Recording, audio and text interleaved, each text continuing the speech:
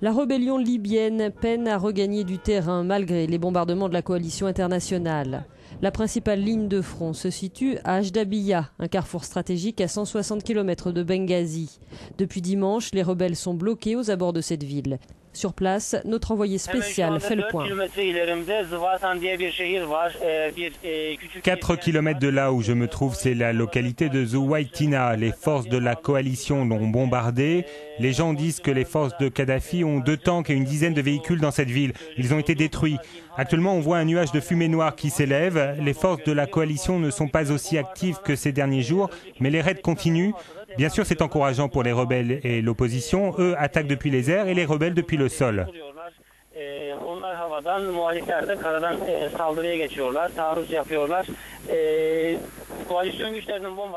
Actuellement, je suis aux abords d'Ajdabiya, du côté est de la ville. Des centaines de rebelles se trouvent ici.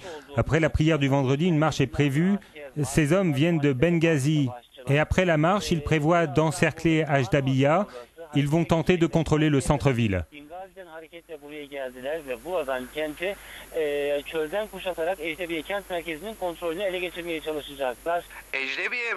Quelle est la position et l'état des forces de Kadhafi dans le centre d'Ajdabiya?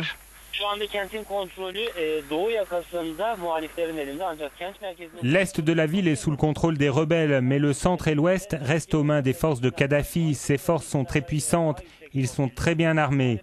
L'opposition ne dispose que de mitrailleuses anti-aériennes, des lance-roquettes et des kalachnikovs, et j'ai vu des machettes même. Ils sont bien organisés, les forces pro-Kadhafi ne veulent pas perdre le contrôle du centre-ville.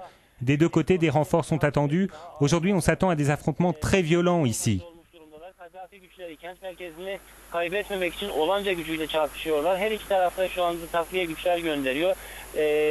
Bugün önümüzdeki 24 saat içerisinde çok şiddetli çatışmalar oldu.